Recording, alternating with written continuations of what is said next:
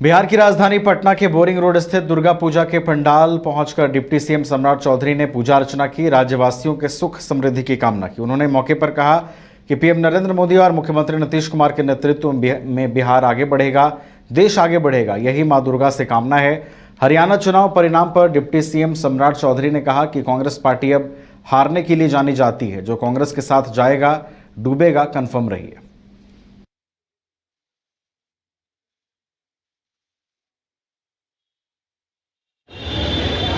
आज सबसे बड़ी चीज है कि कांग्रेस पार्टी अब हारने के लिए जानी जाती है और कांग्रेस पार्टी इस लोकतंत्र की हत्या कर रही है। जिस तरह लोकतंत्र में हरियाणा की जनता ने भारतीय जनता पार्टी को समर्थन दिया और देश के यशस्वी प्रधानमंत्री जी के प्रति विश्वास व्यक्त किया, इसके लिए हरियाणा की जनता को धन्यवाद देता हूं। साथ ही साथ जो कांग्रेस के साथ जाएगा वो इसी तरह डूबेगा।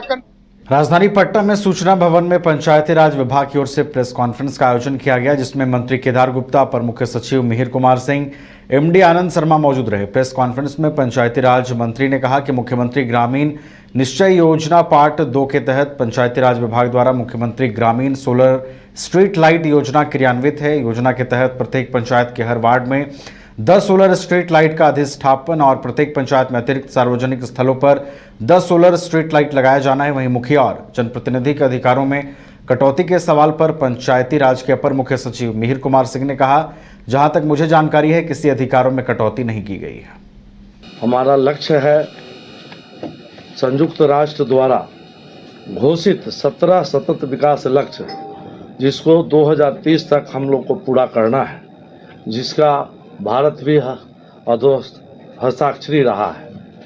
2030 तक हम लोग को 17 थीम पर काम करना है। 17 थीम को हम लोग 9 थीम पर लाने का काम किए हैं, उसको छोटा करके। और बिहार में हम लोग पंचायती राज विभाग उस 9 थीम के तहत मुख्यमंत्री ग्रामीण सोलर स्ट्रीट लाइट योजना, जो माननीय मुख्यमंत्री जी का महत्वाकांक्षी योजना है, प्रोग्रेस और 6 महीने के अंदर में लोगों को त्वरित न्याय हो रहा है।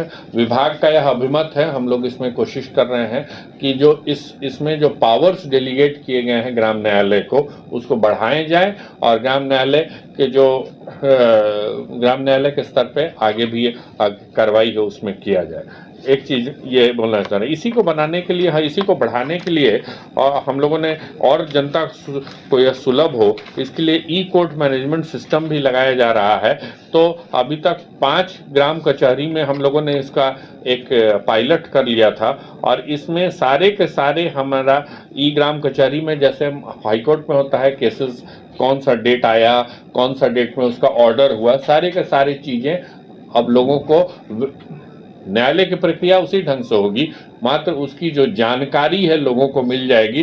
क्योंकि हम लोगों का जो ग्राम न्यायालय सिस्टम है एक बहुत ही कम बजट पे काम करता है, न्यायालय की तरह नहीं है जिसमें काफ़ी लंबा बजट है। तो पाँच हमारे पंच होते हैं, ओवरऑल जितने पंच होते हैं उसमें 5 पंच काम करते हैं और 1 कचहरी सचिव होता है और 1 न्यायमित्र। गोपालगंज से करीब 6 किलोमीटर दूर मां थावे वाली का एक प्राचीन मंदिर है, जिसे सिंहासनी भवानी, थावे भवानी और रहसु भवानी के नाम से भी पुकारा जाता है, जहां शारदीय नवरात्रि पर श्रद्धालुओं की काफी भीड़ लगती है। वहीं उस मंदिर की मान्यता है कि मां अपने भक्त रहसु भक्त के बुलावे पर असम के कामाख्या स्थान से चलकर यहां पहुंची थी।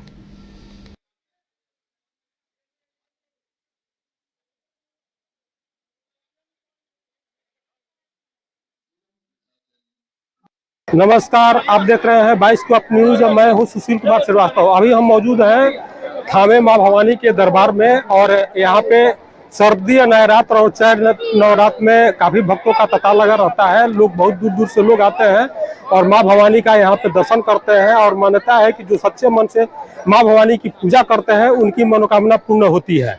और यहाँ पे आके बहुत अच्छा लगता है। यहाँ पे जो भी आता है उसका मनोकामना पूरा होता है और माँ के दरबार में आके बहुत अच्छा लगता है। और नवरात्रि का समय चल रहा है तो बहुत अच्छा लगता है यहाँ पे आके और भीड़ भी बहुत पूरा होती है। आज शारदीय नवरात्र के षष्ठी तदुपरांत सप्तमी तिथि है और सुबह से ही मंदिर 3 बजे खुलने के साथ ही माता जी का श्रृंगार, आरती पूजा हुआ। कतारबद्ध लोग लाइन में दर्शन कर रहे हैं। बड़ी दूर दूर से लोग आते हैं यहाँ पर, उत्तर प्रदेश, यूपी, बंगाल, झारखंड, यहाँ तक कि नेपाल से भी लोग आते हैं, अन्य देश से भी लोग आते हैं और बड़ी श्रद्धापूर्वक लोग माता जी से अर्जी विनती करते हैं। जो लोग सच्चे मन से माता जी से कामना करते हैं उनकी हर मनोकामनाएं पूर्ण होती है। हर हमेशा सप्तमी के सप्तमी हम लोग यहाँ पे आते हैं, माता रानी के दरबार में दर्शन करके हम लोग जाते हैं। हर समय नवरात्रि के रहते हैं, फिर बीच में जो एक पड़ता है ना। शारदीय नवरात्र का आज 7वां दिन है और सप्तमी के मौके पर आरा जिले में भी तमाम पूजा पंडालों को खोल दिया गया है। पूजा पंडालों के खुलते ही पूजा पंडालों में माता रानी के दर्शन के लिए भक्तों की भारी भीड़ उमड़ रही है।